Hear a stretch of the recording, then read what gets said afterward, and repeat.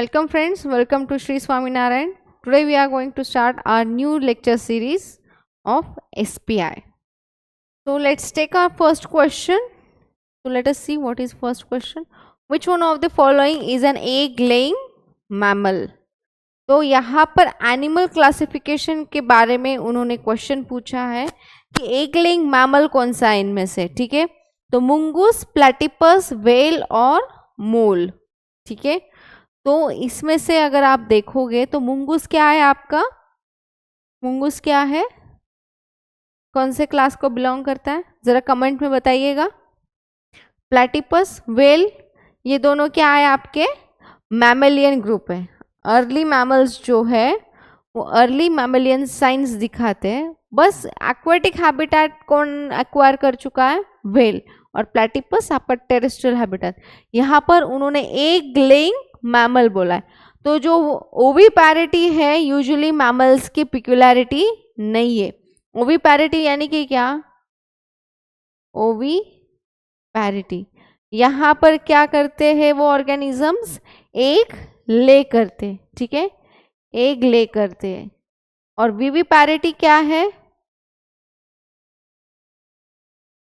विविपैरिटी क्या है कि यहाँ पर अपने ऑफस्प्रिंग्स को वो जन्म देते हैं, ठीक है, they give birth to offsprings, right, this is known as viviparity. तो यहाँ पर अगर मैमल है तो मैमल की स्पेशलिटी क्या है, that they give the birth to their young ones. जो यंग वंस है वो एज इट इज अपने ही पेरेंट्स के जैसे दिखने वाला ऑर्गेनिज्म है, उसी के जैसे उसके मॉर्फोलॉजिकल फीचर है। हाँ, साइज भले ही छोटी हो लेकिन जो मॉर्फोलॉजिकल फीचर्स होते हैं एक अडल्ट ह्यूमन बीइंग के, वैसे ही न्यूबॉर्न के भी होते हैं, राइट। और ऐसे न्यूबॉर्न को बर्थ देने की जो कॉन्सेप्ट है वो है विविपैरिटी। और ओविपैरिटी में क्या होता है, वो एग ले करते, फिर एक हैच होगा, एग के अंदर सारा डेवलपमेंट होगा उस एम्ब्रियो का, और फिर वो एग हैच होने के बाद एक नया ऑर्गेनिज्म बाहर आएगा, राइट। तो मैमल्स की अगर स्पेशलिटी ही नहीं है विविपैरिटी, तो ये एक्सेप्शन कहाँ से आया होता है कि जब अर्ली मैमल्स जो थे, मतलब आपके एव्स से जब मैमल्स का ये हो रहा था, इवोल्यूशन वगैरह हो रहा था, तो उस वक्त क्या हुआ, उनके जो कुछ फीचर्स हैं वो भी ह्यूमंस में मतलब जो मैमल्स हैं उनमें दिखते थे, राइट। तो ऐसे में फिर एग लेइंग जो इनमें से ऑप्शन है वो ऑप्शन नंबर कौन सा है, option number B, duck billed platypus is the organism which lay egg. Okay, which of the following is a cold blooded animal, whale, eagle, shark and kangaroo. तो अगर आप क्लासेस का study करोगे, class Pisces, then Amphibia, Reptilia, Aves और mammal, तो इनमें Aves और mammal कैसे है, वार्म ब्लडेड एनिमल, होमियोथर्म्स है, ठीक है। और जो बाकी के पहले वाले तीन है वो कैसे, cold blooded, पॉइकिलोथर्म्स। Proper biological term क्या है कोल्ड ब्लडेड को, पॉइकिलोथर्म। अब व्हेल क्या है, मैमल है, भले ही वो रहे पानी में रहा हो लेकिन मैमल है, तो क्या वो कोल्ड ब्लडेड रहेगा, नहीं। ईगल अगेन इट इज एव, अभी बोला, तो एव्स क्या है, वार्म ब्लडेड, तो वो भी आंसर कट हो जाता है, right. Shark, shark is a fish, तो शार्क क्या है, कोल्ड ब्लडेड एनिमल है। फिर भी लास्ट ऑप्शन देख लेते, लास्ट ऑप्शन में क्या है, कांगारू, तो कांगारू क्या आपका मैमल है, तो मैमल भी क्या है आपका वार्म ब्लडेड। इसीलिए जहां पर कोल्ड ब्लडेड एनिमल्स की बात आई तो आपके जो क्लास है, ठीक है, क्लास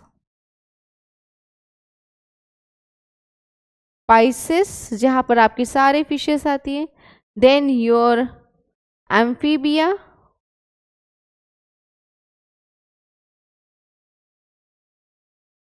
रेप्टिलिया,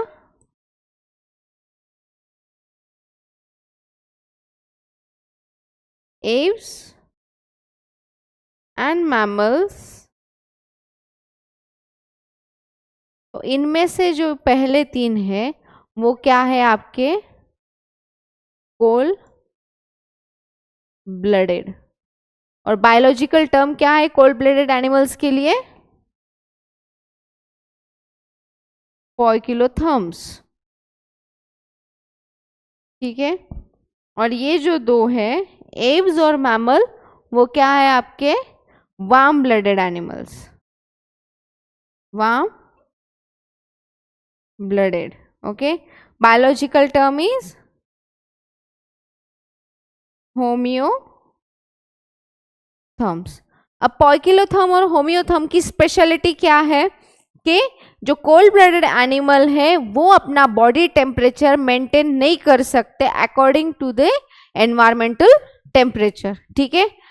बाहर का टेम्परेचर फ्लक्चुएट हुआ, इन ऑर्गेनिजम्स के बॉडी का भी टेम्परेचर फ्लक्चुएट होता है, ठीक है। तो इसीलिए बहुत से आपको एम्फीबियन रेप्टाइल्स जो है वो हाइबरनेशन और एस्टिवेशन में जाते हुए देखेंगे। मतलब बहुत ज़्यादा जब गर्मी होती है तो वो मोस्टली क्या बोलते हैं, मेटाबॉलिज्म अपना स्लो कर देते हैं, अपनी एक्टिविटी स्लो करते हैं, ज़्यादा गर्मी वो सह नहीं पाते, ठीक है। तो जहाँ पर समर स्लीप आती है उसको क्या कहते हैं हम, एस्टिवेशन। और वहाँ जहाँ पर विंटर स्लीप आती है, मतलब विंटर बहुत ज़्यादा जब कोल्ड बढ़ जाता है, कोल्ड एनवायरनमेंट हो जाता है, तब जब वो स्लीप या फिर अपना मेटाबॉलिज्म स्लो कर लेते हैं, अपनी एक्टिविटी स्लो करते हैं, तो उस विंटर स्लीप को कहते हैं हाइबरनेशन। लेकिन जो वार्म ब्लडेड एनिमल्स हैं, जो मैमल्स हैं, हम जैसे ह्यूमंस, जो आपके बर्ड्स है, राइट, वो साल भर में कौन से भी टेम्परेचर क्यों ना हो, लेकिन उनका जो इंटरनल बॉडी टेम्परेचर है वो अपने आप से मेंटेन कर सकते हैं। और मेंटेन करने की वजह से उनके ऊपर कोई भी इस टेम्परेचर चेंज का असर नहीं होता। इसलिए हम क्या है, होमियोथर्म्स या फिर warm blooded animals. Our body temperature do not change according to the environmental temperature change, ठीक है। और जो की बात आई आपके कोल्ड ब्लडेड की, तो उनका बॉडी टेम्परेचर हमेशा फ्लक्चुएट होता हुआ दिखेगा, हमेशा चेंज होगा, जैसे कि आपका एनवायरमेंट का टेम्परेचर चेंज होता है, ठीक है। कॉन्सेप्ट समझ में आई cold blooded and warm blooded की। तो इनमें से कोल्ड ब्लडेड कौन है आपका, फिश। और फिश का क्या एग्जाम्पल दिया है उन्होंने आपको, शार्क। कटल फिश बिलोंग टू फाइलम। अब कटल फिश है लेकिन वो प्रॉपर आपका कोई फिश नहीं है, उसको सिर्फ कटल फिश नाम दिया है। वो एक क्या है आपका, मॉल्यूस्क है, ठीक है। मॉल्यूस्क क्यों, मॉल्यूस्का का क्या स्पेशलिटी क्या है मॉल्यूस्कन ऑर्गेनिज्म की, that molluscan organisms are soft body, लेकिन प्रोटेक्ट किस में किए गए हैं, वो कैल्केरियस शेल के अंदर। अगर सोचो कि इतने सॉफ्ट बॉडीड ऑर्गेनिज्म है और ऐसे ही एनवायरनमेंट में अपना गुजारा करे, तो उनको कितना, मतलब सॉफ्ट बॉडी होने की वजह से डैमेज होने के, उनके बॉडी टिश्यू को डैमेज होने के कितने ज़्यादा चांसेस है, राइट। तो ऐसे में उन्होंने अपने आप को स्ट्रेंथ दिलाने के लिए क्या प्रोवाइड किया, उनके पास क्या होता है, कैल्केरियस शेल प्रोवाइड, मतलब कैल्केरियस शेल के अंदर वो रहते हैं। तो शेल जो है कैल्शियम कार्बोनेट से बना हुआ, वो एक्सटर्नल भी रह सकता है, इंटरनल भी रह सकता है। अगर आप कटल फिश की बात कर रहे हो तो यहाँ पर उनका जो शेल है वो इंटरनली प्रेजेंट है, ना कि एक्सटर्नली, ठीक है। तो cuttle fish belong to phylum Mollusca. Echinodermata की क्या स्पेशलिटी है, that body is made up of spines and spicules, मतलब बॉडी पर बहुत ज़्यादा कांटे होते हैं। सी कुकुम्बर देखा होगा, राइट, स्टारफिश देखा होगा। एनिलिडा की क्या स्पेशलिटी है, it is a soft bodied worm, okay. Annelida earthworm देखा होगा, round worm. Pisces, they are the fishes. What is the cottony growth over a stale and moist bread known as? Options क्या है, fungi, lichen, algae and bacteria. तो आपने अगर कभी पुराना बासी ब्रेड या रोटी देखी होगी कि उसके ऊपर व्हाइट कलर का कॉटन जैसा एक स्ट्रक्चर आता है, वो क्या होता है, मोस्टली फंजाई। क्या होता है वो, fungi. Lichen, lichen is a association of और symbiotic association of algae and fungi.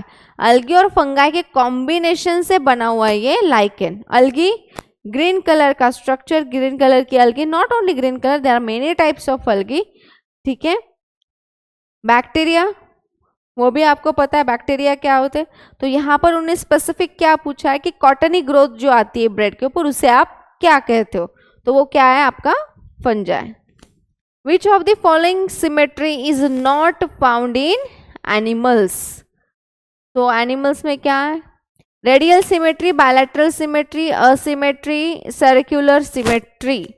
तो अगर आप लॉजिकली देखते हो, कॉन्सेप्ट आपके क्लियर है, तो यहाँ पर सीधा आपको आपका आंसर ही मिल जाता है, दैट इज सर्कुलर सिमेट्री। ठीक है, यहाँ पर नॉट पूछा है, which is not a type of symmetry in animals.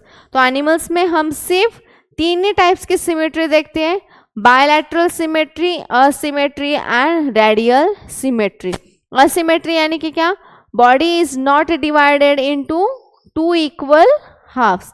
Bilateral symmetry क्या है, body is divided into only and only 2 different half by a single imaginary axis। एक टाइम पर सिर्फ एक ही प्लेन पास होगा और बॉडी 2 पार्ट्स में डिवाइड होगी। ठीक है, रेडियल सिमेट्री, रेडियल सिमेट्री में क्या है, ऑर्गेनिज्म 2 पार्ट में डिवाइड होता है, लेकिन मल्टीपल प्लेन्स उससे पास हो सकते हैं। At a time multiple plane pass होकर बॉडी 2 पार्ट में डिवाइड हो सकती है। जैसे कि अगर आप स्टारफिश का एग्जाम्पल ले रहे हो, ठीक है, तो स्टारफिश का अगर आप ऐसे भी डिवीजन कर रहे हो तब भी 2 पार्ट हो रहे हैं। ठीक है, मैं इस तरीके से लैटरल डिवीजन करूँ तब भी 2 पार्ट हो रहे, ये एक हाफ और ये एक हाफ। अगर मैंने इस तरीके से डिवाइड किया तब भी 2 पार्ट हो गए, इसके 2 पार्ट हो गए और ऐसे 2 पार्ट। मतलब मैं किसी भी एंगल से अगर उसे मैं डिवाइड कर रही हूँ तब भी वो ऑर्गेनिज्म के 2 इक्वल हाफ्स हो रहे हैं। ठीक है, बस कॉन्सेप्ट क्या है, बायलैटरल सिमेट्री में एक ही हाफ मतलब एक ही इमेजिनरी एक्सिस पास होगी। मतलब उस ऑर्गेनिज्म का बॉडी का डिजाइन ऐसा है कि एट ए टाइम हमें चाहिए क्या, सिमेट्री यानी कि क्या, दोनों जो इक्वल पार्ट है वो एक दूसरे की जेरोक्स कॉपी होने चाहिए। मतलब हमारा राइट साइड, अगर ह्यूमंस का कंसिडर करो तो हमारी राइट साइड और लेफ्ट साइड एक जैसी है, राइट। तो अगर मैं मिडल से एक प्लेन पास कर रही हूँ तो मेरी राइट साइड और लेफ्ट साइड एक जैसे ही स्ट्रक्चर्स दिखाएंगे। दोनों साइड में आईज है, नॉस्ट्रिल्स है, ईयर्स है, राइट, हैंड्स है, लेग्स है। तो ऐसे में एक्सटर्नली पूरा दोनों का सिमिलैरिटी है। असिमेट्री में आप कितना भी प्लेन पास करो लेकिन 2 इक्वल एक जैसे हाफ्स नहीं बनते, और रेडियल सिमेट्री में 2 एक जैसे हाफ बनते हैं, लेकिन आप मतलब एक सिंगल प्लेन नहीं होता, वहां पर बहुत सारे प्लेन्स हो सकते हैं। ठीक है, तो सर्कुलर सिमेट्री जैसा कोई कॉन्सेप्ट नहीं है। ठीक है, तो अगर आपको सिमेट्री का पूरा नॉलेज है तो आप ऑप्शंस को पढ़कर ही आंसर तक पहुंच जाते हो। ठीक है, animals of which phylum have jointed legs. तो example Mollusca, Nematoda, Arthropoda and Echinodermata. अगर आप फाइलम्स भी पढ़ रहे हो, फाइलम्स में अगर आप उनका सिर्फ मीनिंग भी अगर कर रहे हो तब भी आपके मैक्सिमम क्वेश्चन सॉल्व हो जाएंगे, क्योंकि आपका ये एसपीआई का सिर्फ एंट्रेंस एग्जाम है। आप 10th स्टैंडर्ड के बच्चे हो, राइट। उन लोगों को आपको साइंटिस्ट नहीं बनाना है, आपको उनको क्या बनाना है, आर्म फोर्सेस के ऑफिसर्स बनाना है। तो जाहिर सी बात है क्वेश्चंस भी बेसिक लेवल के ही होंगे, वो आपका बेसिक नॉलेज चेक करेंगे, ना कि बहुत ज़्यादा कंसेप्चुअल एक्सपेरिमेंटल बेस्ड क्वेश्चन पूछेंगे, राइट। तो इसलिए कोशिश यही कीजिएगा कि आपको जो बेसिक नॉलेज है वो बहुत अच्छी तरीके से किया हुआ हो। ठीक है, तो ऐसे में आपको अगर इस एनिमल क्लासिफिकेशन के पॉइंट ऑफ व्यू से अगर बताना पड़े तो मैं यही बताऊंगी, जो उनके मीनिंग से पहले नाम जान लो, उन पर्टिकुलर जो फाइलम्स है उनकी क्या स्पेशलिटी वो जानो। जैसे कि अब मोलस्का है, मोलस्का का क्या speciality, they are soft bodied animals, right, having the calcareous protective shell.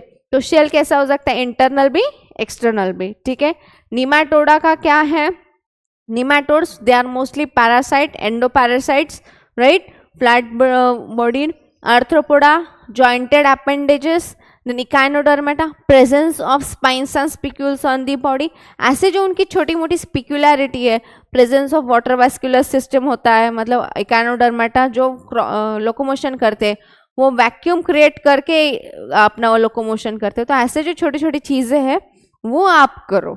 ठीक है, और कुछ एग्जाम्पल्स को मत छोड़ो, जो बेसिक डेली लाइफ के एग्जाम्पल या फिर नहीं कुछ तो एटलीस्ट आपके टेक्स्ट बुक में जो एग्जाम्पल्स दिए उनको तो भी अब अच्छी तरीके से स्टडी करके जाओ, ठीक है। तो यहाँ पर उन्होंने जॉइंटेड अपेंडेजेस के बारे में पढ़ा है। तो जॉइंटेड अपेंडेजेस होते हैं आपके आर्थ्रोपोडा में। आपने इंसेक्ट्स देखा होगा, राइट। तो इंसेक्ट्स का ग्रुप है आपका आर्थ्रोपोडा। तो इंसेक्ट्स के आपने लेग्स देखे होंगे, तो वहाँ पर प्रॉपर जॉइंट्स है, और जहाँ पर जॉइंट्स है वहाँ पर बेंड करते हैं उनके लेग्स। मच्छर का डायग्राम भी निकाला होगा, देखा भी होगा मच्छर कैसे बैठता है, आपकी हाउस फ्लाई कैसे बैठती है, राइट। तो वहाँ पर उनके इस तरीके से आपको लेग्स देखने मिलेंगे, ठीक है। तो jointed appendages is a peculiarity of your arthropoda. Next, which term describes the phenomenon where an animal spends winter in a dormant condition? Winter sleep कौन सी है? अभी थोड़ी देर पहले बताया, winter sleep is hibernation.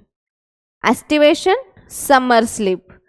Aestivation जैसे कोई कॉन्सेप्ट नहीं, dormancy आने के क्या कि वो ऑर्गेनिज्म रेस्टिंग फेज में चला जाता है। डॉर्मेंट स्टेज कौन सा होता है, डॉर्मेंसी क्या होता है कि वो ऑर्गेनिज्म रेस्टिंग फेज में जाता है। मतलब क्या, अपना जो ब्रीदिंग प्रोसेस है, मेटाबॉलिज्म है, वो पूरा स्लो डाउन करता है।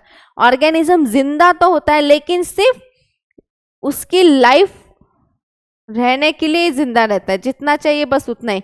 तो अगर आप उसको अपनी एनर्जी बहुत ज़्यादा सेव करनी, तो वो क्या करता है, अपनी सारी एक्टिविटीज़ स्टॉप कर देता है। सारी उसकी जो एक्टिविटीज़ है डेली बेसिस की, वो पूरी स्लो डाउन होती है। वो ना मूवमेंट करता है, मूवमेंट नहीं करेगा तो एनर्जी नहीं लगेगी। जितना ज़्यादा फूड है वो अपने आप में एनर्जी के फॉर्म में पहले से स्टोर करके रखता है।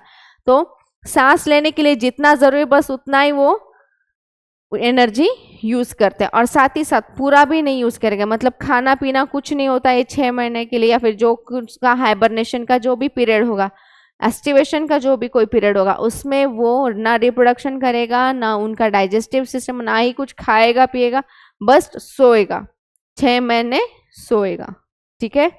In some animal groups the body is found divided into compartment with at least some organs और organ repeated. This characteristic feature is named as segmentation, metamerism, metagenesis, metamorphosis. तो क्या है वो? मेटामेरिज्म।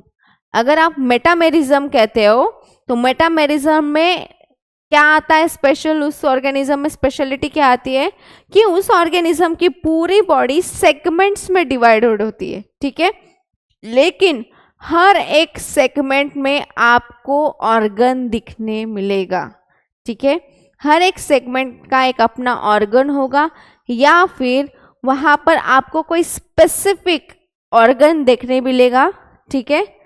तो हर एक सेगमेंट का अपना कुछ ना कुछ काम होगा, वहाँ पर कुछ ना कुछ फंक्शन परफॉर्म होता हो रहा हुआ आपको देखने मिलेगा, ठीक है।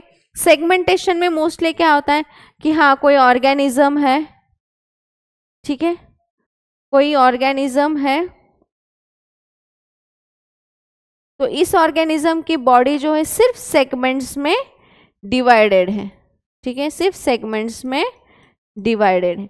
लेकिन हर एक सेगमेंट में क्या है, सिर्फ बाहर से उनको रिंग लाइक स्ट्रक्चर सेगमेंटेशन दिखता है, लेकिन इंटरनली उसमें ऐसे कोई स्पेसिफिक ऑर्गन्स नहीं है, कोई ऑर्गन्स रिपीट नहीं हुए, स्पेसिफिक सेगमेंट कोई फंक्शन परफॉर्म नहीं कर रहा है, ठीक है। तो मेटामेरिज्म जब आता है, ठीक है, मेटामेरिज्म जब आता है तो वो जो ऑर्गेनिज्म है वो ऑर्गेनिज्म सेगमेंटेड भी रहेगा, और हर एक सेगमेंट अपना एक स्पेशल परफॉर्म ऑर्गन, मतलब उसके पास खुद का एक कोई ऑर्गन होगा या फिर कोई स्पेशल फंक्शन भी होगा, ठीक है। मतलब एक्सटर्नली जो सेगमेंटेशन दिख रहा है वो इंटरनली भी कुछ ना कुछ परफॉर्म करता है। Metagenesis, more simply morphological differences. Metamorphosis में conversion from one form to another. जैसे कि आपका इंसेक्ट्स हुआ, इंसेक्ट्स के अगर आप लाइफ साइकिल देख रहे हो तो वहाँ पर क्या हो रहा है, एक लार्वा, प्यूपा एंड अडल्ट, ऐसे 4 आपको लाइफ साइकिल्स देखने मिलते हो, और हर एक लाइफ साइकिल अलग फॉर्म का इंडिविजुअल दिखाता है, राइट। मतलब जुवेनाइल कुछ और दिखेगा और अडल्ट कुछ और दिखेगा, दोनों में किसी भी तरीके से सिमिलैरिटीज नहीं होगी, और ये जो होता है वो क्या होता है आपका मेटामॉर्फोसिस।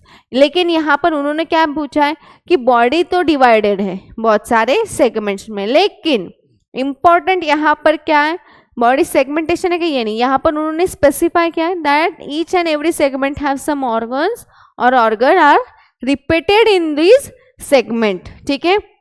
तो कैसे हो सकता है, मतलब आपका कोई नर्वस सिस्टम है सपोज, तो नर्वस सिस्टम हर एक सेगमेंट में आपको नर्वस सिस्टम का देखने मिलेगा, ठीक है। मतलब नर्वस सिस्टम के जो ऑर्गन है वो हर एक सेगमेंट में रिपीट हुए हुए आपको देखने मिलेगा, या फिर एक स्पेसिफिक सेगमेंट है वो रिप्रोडक्शन का काम कर रहा है, एक सेगमेंट है वो आपके रेस्पिरेटरी सिस्टम का काम कंप्लीट कर रहा है, या फिर कोई डाइजेस्टिव सिस्टम में इन्वॉल्व है, ठीक है। और अगर ऐसा नहीं है, कोई ऐसे सेगमेंट एक पर्टिकुलर फंक्शन नहीं परफॉर्म कर रहा, तो एटलीस्ट कोई तो भी एक सिस्टम होगी जिसके ऑर्गन्स हर एक सेगमेंट में रिपीट हो रहे, तो ऐसे में पूरा क्या हो सकता है, मोस्टली आपको नर्वस सिस्टम रिपीट हुए दिखाई देते, क्यों, क्योंकि नर्वस सिस्टम का काम है कंट्रोल एंड कोऑर्डिनेशन का, ठीक है, इसलिए भी वो हो सकता है। Next, which of the following set of animals share a 4 chamber heart. तो यहाँ पर उन्होंने ग्रुप्स दिए कुछ ऑर्गेनिजम्स के और पूछा है किसके पास 4 चेम्बर हार्ट है। अगर 4 चेम्बर्ड हार्ट आपको कंसिडर करना है, तो मैंने जो पहले 5 क्लासेस बताए थे, तो उसमें से सिर्फ और सिर्फ एव्स और मैमल्स,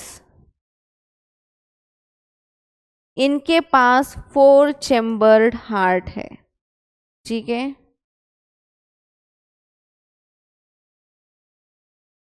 ठीक है, तो एव्स और मैमल्स को छोड़कर जितने भी ऑर्गेनिजम्स है, ठीक है, एनिमल किंगडम के, तो उन सब के पास कोई भी हार्ट नहीं होता, ठीक है। आपके जो कॉर्डेट्स है, कॉर्डेट्स में फिर आप जो आगे चलकर क्लासिफिकेशन पढ़ते हो, जो मैंने थोड़ी देर पहले आपको पढ़ा है, क्लास आपका पाइसेस है, क्लास आपका एम्फीबिया है, रेप्टिलिया है, एव्स है, मैमल्स है, तो इन पांचों में से अगर आप कंसिडर करोगे तो सिर्फ एव्स और मैमल्स के पास 4 चेम्बर्ड हार्ट है, पाइसेस के पास 2 चेम्बर्ड है, रेप्टिलिया के पास और आपके एम्फीबिया के पास 3 चेम्बर्ड हार्ट है। एक्सेप्शन आपका है, biology is all about exceptions, और एक्सेप्शन कौन है आपका, क्रोकोडाइल, ठीक है। क्रोकोडाइल है तो आपका रेप्टाइल, लेकिन उसके पास 4 चेम्बर्ड हार्ट है, ठीक है। तो exception is only crocodile. Crocodile though it is belonging to class reptilia, but then too it possesses 4 chambered heart and not the 3 chambered, ठीक है।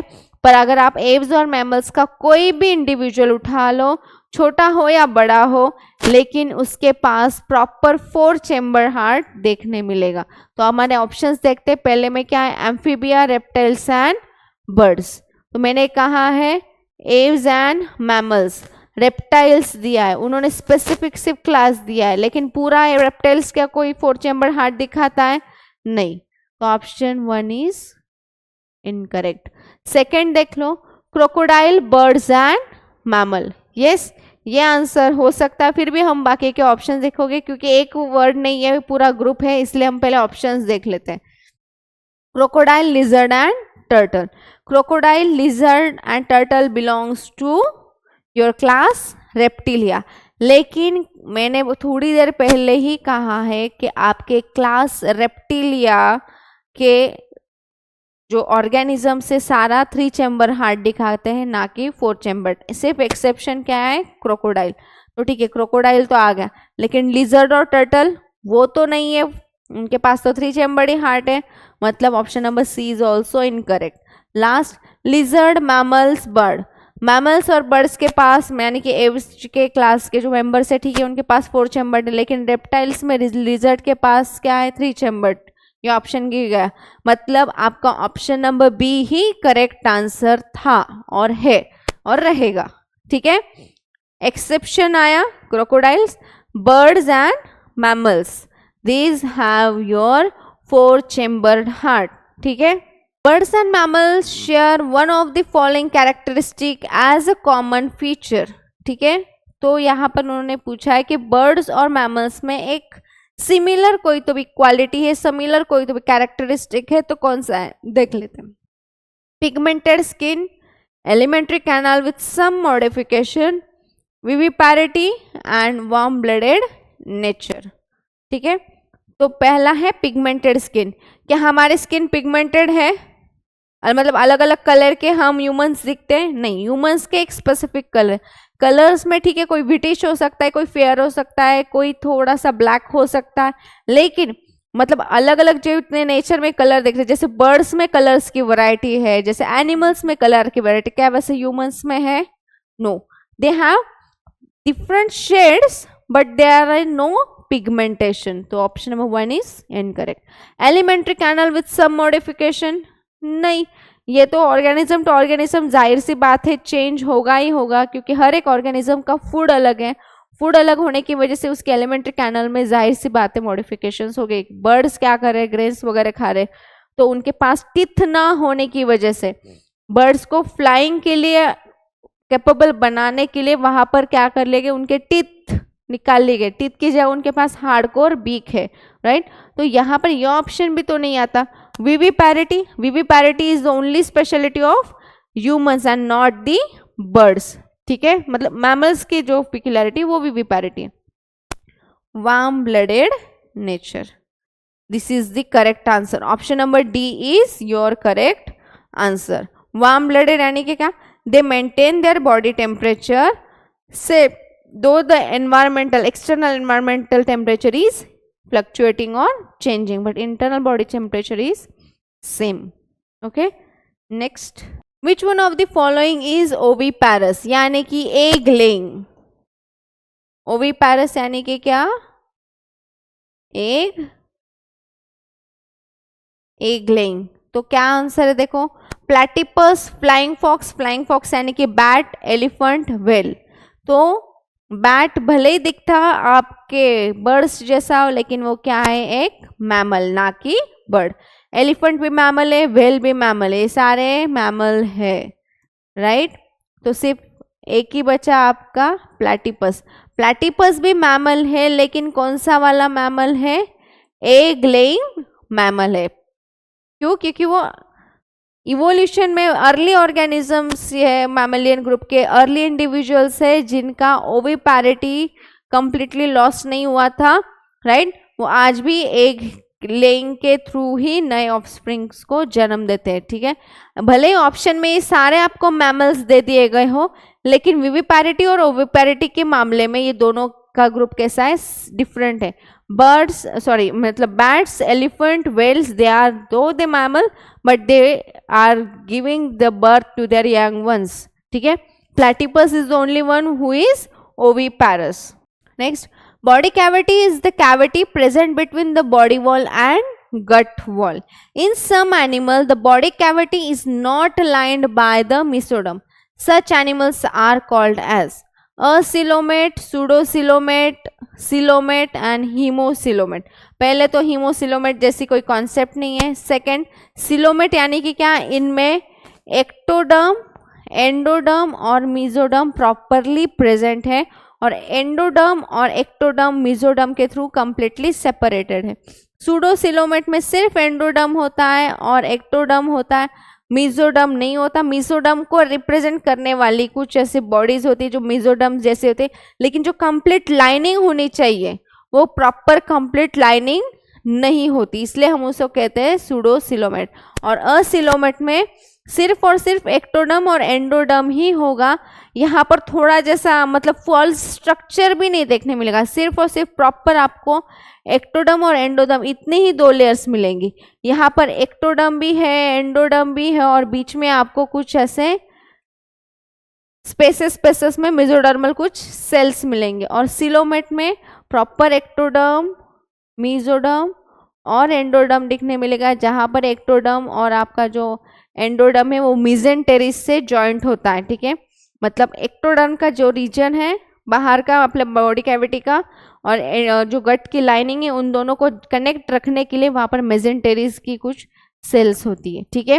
तो पूछा क्या गया है आपको, body cavity present between the body wall and gut wall, ठीक है। तो ये बात तो सही कि बॉडी कैविटी होती है गट वॉल के बीच में और बॉडी वॉल के बीच में, लेकिन पूछा क्या है नीचे से, it is body cavity is not lined by mesoderm, ठीक है। In some animals the body cavity is not lined by mesoderm. Such animals are called as acoelomate, pseudocoelomate, coelomate and hemocoelomate. क्या लगता है आपको क्या आंसर होगा? यहाँ पर body cavity is not lined by mesoderm बोला है, यानी कि यहाँ पर अगर मेसोडर्म नहीं है तो मेसोडर्म ही नहीं है, तो वो कौन से आए? सिर्फ आपके असिलोमेट, जहाँ पर सिर्फ एक्टोडर्म और एंडोडर्म दिखाई देता है। ठीक है, विच of the following animals can regenerate it's broken body part?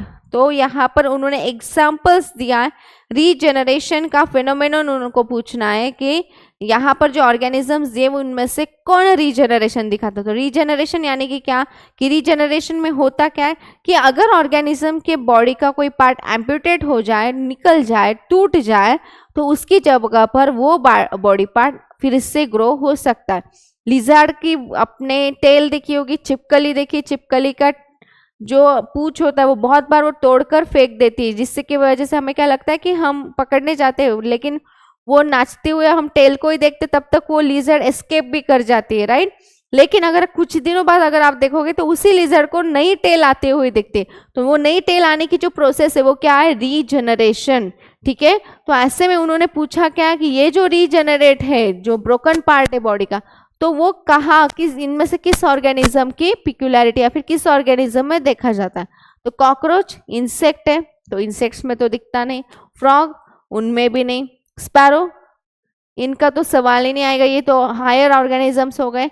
Star fish में देखने मिलेगा, काइनोडर्मेटा का जो एग्जाम्पल दिया है स्टार फिश, उसमें ये दिखाई देता है कि अगर उसका कोई आर्म अगर टूट जाए तो वो आर्म नया फिर से बना सकता है।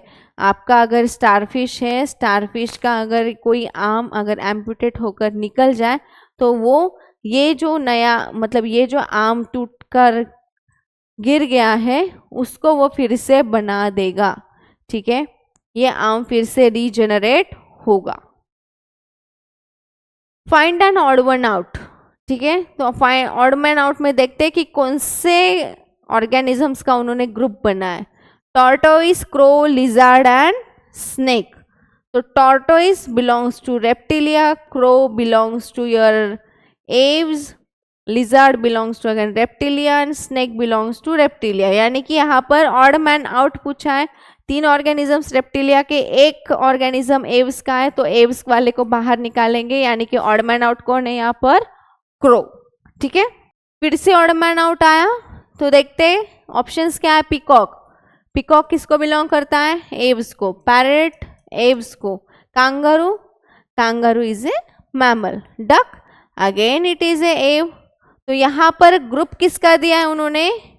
एव्स का। ऑड मैन आउट कौन है? Mammal. Option number C is your correct answer. ऐसे ऑड मैन आउट भी बहुत बार पूछे जा सकते हैं। ठीक है, अगर आपको ऑर्गेनिजम्स पता है, उनके फाइलम्स पता है, क्लास पता है, क्लास की पिक्युलैरिटी पता है और उसके कुछ कॉमन एग्जाम्पल भी अगर किए हुए हैं, तो ऐसे ऑड मैन आउट जैसे क्वेश्चंस आप इजीली सॉल्व कर सकते हो। ठीक है, dash animal is called friend of farmer. तो फार्मर का फ्रेंड कौन है? देखते हैं। Rabbit, cat, leech, earthworm. तो अर्थवर्म, राइट। तो मोस्ट इजीएस्ट और आपके जनरल नॉलेज का ही पार्ट है। अर्थवर्म क्यों आपके फार्मर्स का फ्रेंड है? क्यों? क्योंकि वो सॉइल को पोरस बनाता है और सॉइल में जो एयर सर्कुलेशन है उसके लिए कौन रिस्पॉन्सिबल है? अर्थवर्म। अर्थवर्म क्या करता है? बहुत से अपनी कॉलेज मतलब नंबर बढ़ाता है और हर एक अर्थवर्म पूरा खाना ढूंढते ढूंढते पूरा सॉइल में घूमते रहता है। तो ऐसे में वो सॉइल कैसे हो जाती है? सॉफ्ट, पोरस, जिसकी वजह से पूरा एयर सर्कुलेट हो सके और उस प्लांट को प्रॉपर एयर वाटर का बैलेंस मिल सके, उस प्लांट की जो क्वालिटी है वो बढ़ सके, राइट। इनडायरेक्टली फार्मर के हेल्प करता है, कैसे? उसके प्लांट्स के मतलब हेल्थ को सुधार कर। और साथ ही साथ अर्थवर्म आप जानते होंगे वो ब्लैक गोल्ड भी देता है। ब्लैक गोल्ड यानी कि क्या? काला सोना नहीं, ऐसा कुछ नहीं होता। जो आपका वेस्ट मटेरियल है, जितना भी अगर ऑर्गेनिक वेस्ट है, उसको आप जब वर्मी कंपोस्ट के हेल्प से आप उसको डिकम्पोज करते हो तो आपको वर्मी कंपोस्ट मिलेगा, जो कि होता है आपका ब्लैक गोल्ड। और ये हाईली न्यूट्रिटिव ऑर्गेनिक कंपोस्ट होता है, जिससे कि आपकी सॉइल की फर्टिलिटी बढ़ती है, क्वालिटी भी बढ़ती है, ठीक है। इसलिए friend of farmer is earthworm. Which of the following is the largest phylum in the animal kingdom? सबसे बड़ा फाइलम कौन है? सबसे बड़ा और पहला फाइलम है आपका इंसेक्ट्स का फाइलम, विच इज आर्थ्रोपोडा, ठीक है।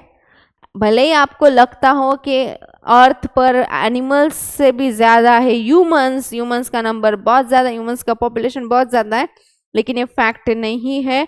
Phylum Arthropoda is the largest phylum till date. Okay, why till date? ये सबसे बड़ा फाइलम है क्योंकि इसके अंदर बहुत ज़्यादा नंबर ऑफ ऑर्गेनिजम्स है। इंसेक्ट्स अगर आप देख रहे हो तो बहुत ज़्यादा इंसेक्ट्स आज भी देखने मिलते हैं, इसलिए phylum Arthropoda is your largest phylum.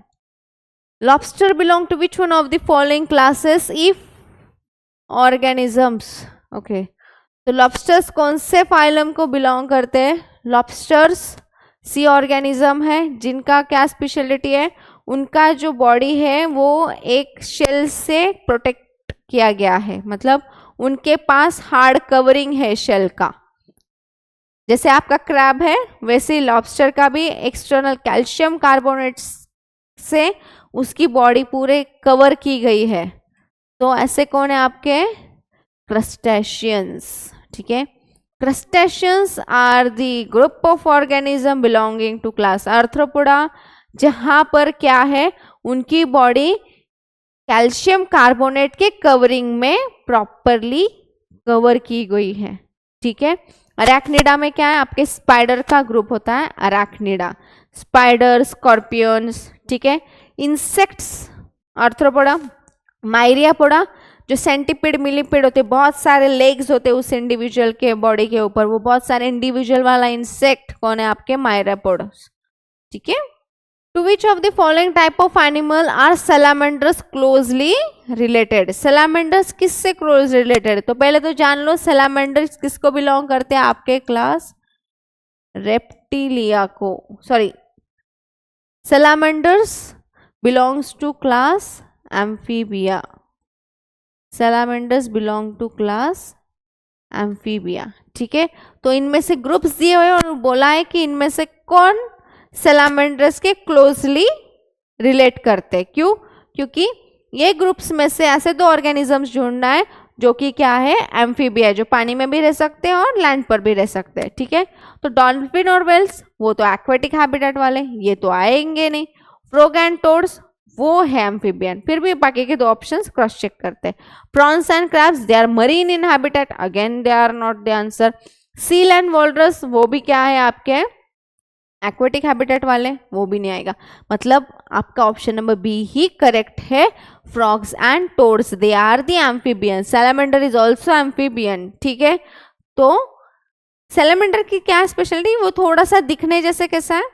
दिखने जैसे कैसा? रेप्टाइल्स जैसा दिखता है, लेकिन होता नहीं है, ठीक है। Frogs and toads are belonging to class Amphibia, right? Belonging to class amphibia. Salamander is also belonging to class amphibia. They are sharing the close relation with each other. In which one of the following animal is skin a respiratory organ? तो इनमें से कौन सा ऐसा organism है जहां पर skin respiration में पार्ट लेती? तो रेस्पिरेशन यूजुअली बहुत से ऑर्गेनिजम्स के पास एक रेस्पिरेटरी सिस्टम प्रेजेंट है, लेकिन जब इवोल्यूशन हो रहा था, जब ऑर्गन्स डेवलप हो रहे थे, ऑर्गन सिस्टम्स डेवलप हो रही थी, ठीक है, तो ऐसे में हमारा इवोल्यूशन कहाँ से हुआ है? वाटर से आया।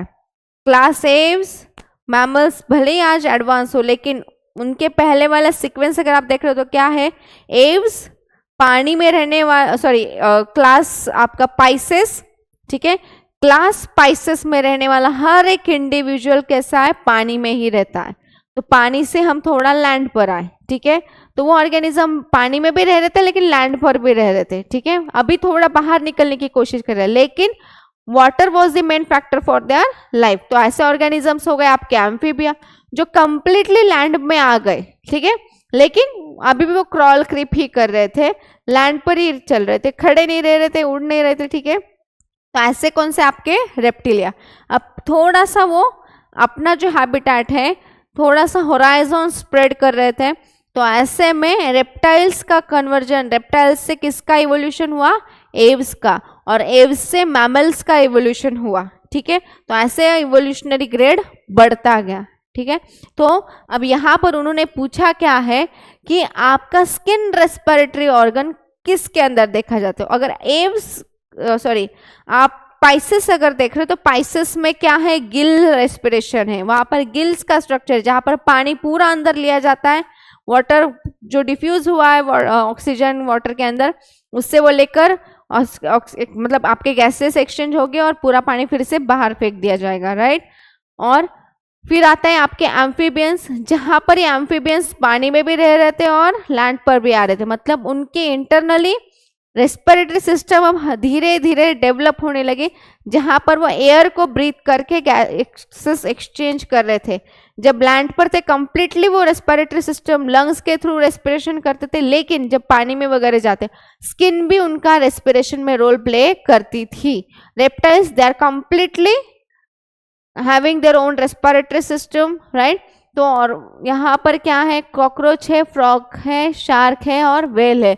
तो जहां पर स्किन आती है तो फ्रॉग में स्किन भी एस्पायरेशन में रोल प्ले करती है, ठीक है। उनके स्किन में रेस्पिरेशन करने की एबिलिटी है, क्यूटेनियस है उनकी स्किन, किसी भी तरह की ग्लैंड नहीं है, कुछ नहीं है, ठीक है, इसलिए वो रेस्पिरेशन कर सकती है। Which one among the following animal does not undergo periodic molting of their external body covering? Molting क्या phenomenon है कि जहां पर जो पुरानी स्किन है उसको निकाल देना हो और उसकी जगह नई skin banana is the process of molting, ठीक है। Shedding of the old skin by the process of ecdysis and formation of new skin is known as molting. तो यहाँ पर molting किसका phenomenon है, मोल्टिंग किस में देखता है, cockroach, cobra, earthworm and dragon fly. तो मोल्टिंग किस में होगा, एक्सटर्नल बॉडी कवरिंग, सिर्फ बॉडी कवरिंग का। Periodic moulting of animal does not occur in, not पूछा है, नॉट पूछा है, नॉट पूछा है तो कॉकरोच इंसेक्ट से मोल्ट करते हैं, ठीक है। कॉकरोच इंसेक्ट से मोल्टिंग दिखता है, मोल्टिंग दिखता है। अगर इंसेक्ट्स को अपना साइज बढ़ाना है तो उनको साइज बढ़ाने के लिए अपना जो पुराना स्किन है उसको निकाल देना पड़ता है, जिसके से हार्ड कवरिंग उनके बॉडी का जो है वो निकल जाता है, जिससे उनकी साइज बढ़ती, ग्रोथ उनकी एक्टाइसिस थ्रू ही ग्रोथ दिखती है। Snakes they also shed of their skin, it snakes also show the process of moulting. Earthworm no, earthworm किसी भी तरीके की मोल्टिंग नहीं दिखाता। सॉफ्ट बॉडीड एनिमल जहाँ पर रेस्पिरेशन के लिए या फिर जो उसकी बॉडी है अपने प्रोसेसेस परफॉर्म करने के लिए, लाइफ प्रोसेसेस, वहाँ पर कोई भी मोल्टिंग नहीं दिखा। तो आपका आंसर है अर्थवर्म। ड्रैगन फ्लाई इंसेक्ट है तो जाहिर सी बात है ऊपर का इंसेक्ट करेगा, सारे ही इंसेक्ट, कोई भी इस वर्ल्ड का, कोई भी इस ग्लोब का या अर्थ का एक इंसेक्ट उठा लो, हर एक क्या करेगा, मोल्टिंग करेगा ही करेगा। तो यहाँ पर नॉट पूछा है तो from the given options earthworm is the only organism which is not undergoing the process of moulting. Which one of the following animal is cold blooded? तो कोल्ड ब्लडेड फिर से pisces, amphibians, reptiles are cold blooded animal, poikilotherms, and aves and mammals are the only homeotherms, warm blooded animals, right. तो options देखते हैं, dolphin, shark, whale, porpoise. तो यहाँ पर क्या पूछा है, कोल्ड ब्लडेड कौन है, ठीक है।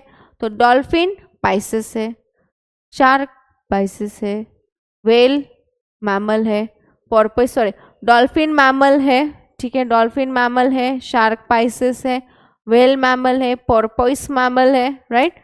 तो आपका शार्क यानी कि पाइसेस आए आपके कोल्ड ब्लडेड एनिमल, पाइसेस आए आपके cold blooded animal. Which of the following is the correct sequence of level of hierarchy of classification of organism from higher to lower? तो हायर टू लोअर उन्होंने classification का एक system पूछा है, ठीक है। हम जो मतलब क्लासिफाई करते हैं ऑर्गेनिज्म को जीनस स्पीशीज लेवल तक, तो सबसे बड़ा कौन है? फाइलम, फिर आता है आपका क्लास, फिर आता है order, then family, then genus, then species, ठीक है। Phylum, class, order, then family, genus and species. The most lowest is species, highest is phylum. यहाँ पर उन्होंने क्या पूछा है? हाई टू लो, डिसेंडेंट, ठीक है, बड़े से छोटा पूछा है, डिसेंडिंग ऑर्डर पूछा है, तो बड़ा यहाँ पर कौन है? फाइलम। तो फाइलम कहाँ कहाँ है? ऑप्शन नंबर 1 और बी में फाइलम है, ऑप्शन में सी और क्लास, मतलब ऑप्शन नंबर, ये दो तो ऑप्शन ऐसे ही कट गए, ठीक है, सीक्वेंस के पॉइंट ऑफ व्यू से। अब देखते हैं फाइलम के बाद आता है क्लास, ऑप्शन नंबर ए में भी क्लास है, फाइलम और क्लास, ठीक है। फिर आता है ऑर्डर, तो ऑर्डर कहाँ है? ऑर्डर सिर्फ ऑप्शन नंबर ए में ही दिखता है, तो ऑप्शन नंबर ए आपका करेक्ट है। Phylum, class, order, family, genus. अगर कुछ और सबसे लोवेस्ट अगर मैं यहाँ ऐड करूँ तो सबसे लोवेस्ट आता है आपका स्पीशीज, ठीक है। लेकिन यहाँ तक सिर्फ जीनस लेवल तक ही उन्होंने पूरा सीक्वेंस दिया हुआ है, हायरार्किकल सिस्टम। तो जहां पर क्या है? पी कॉफ जी एस। अगर आपको याद रखना है हायरार्किकल सिस्टम क्लासिफिकेशन में, अगर हायरार्किकल सिस्टम पूछेंगे लो टू हाई या high to low, high to low, low to high, ascendant form हो या डिसेंडेंट फॉर्म हो, जो कोई भी पूछे, सीक्वेंस याद रखने के लिए आप ये निमोनिक्स याद रख सकते हैं, pick of GS, pick of GS, जहां पर पी है phylum, class, order, family, genus and species, ठीक है। तो यहाँ पर लास्ट एक आपका बोनस क्वेश्चन की तरह हो गया, जहां पर एक ट्रिक आ गई, निमोनिक्स आ गया। इस पर बहुत बार क्वेश्चंस पूछते हैं, सीक्वेंस, हायरार्किकल सीक्वेंस पूछते हैं कि आप जो क्लासिफिकेशन पढ़ते हो, जहां पर आप उस ऑर्गेनिज्म को क्लासिफाई कर रहे हो, राइट, तो सबसे बड़ा ग्रुप तो आप पहले लिखते हो, तो उसमें फिर से सिमिलैरिटी दिखाने वाला एक ग्रुप आता है, फिर से और ज्यादा सिमिलरिटी, जितना सिमिलरिटीज बढ़ेगा उतना वो ग्रुप और छोटा छोटा होते जाएगा, राइट। तो ऐसे जो सिस्टम है हायरार्किकल सिस्टम क्लासिफिकेशन की, तो उसका सबसे बड़ा ग्रुप कौन सा है? तो वो होता है फाइलम, ठीक है। Then class, order, family, genus and species, ये सीक्वेंस पूछा जाता है। सीक्वेंस भी याद रखना, सिर्फ कैरेक्टरिस्टिक्स याद रखना जरूरी नहीं, आपको सीक्वेंस भी पता होना चाहिए कि किस सीक्वेंस में ऑर्गेनिजम्स क्लासिफाई हो रहे हैं, ठीक है। सबसे बड़ा कौन है, सबसे छोटा कौन है, ठीक है। तो यहाँ तक हो गया। मिलते हैं हम नेक्स्ट सीरीज में, नेक्स्ट लेक्चर के साथ, कुछ और नए टॉपिक्स और नए क्वेश्चंस के साथ, ठीक है। आज के लिए इतना ही।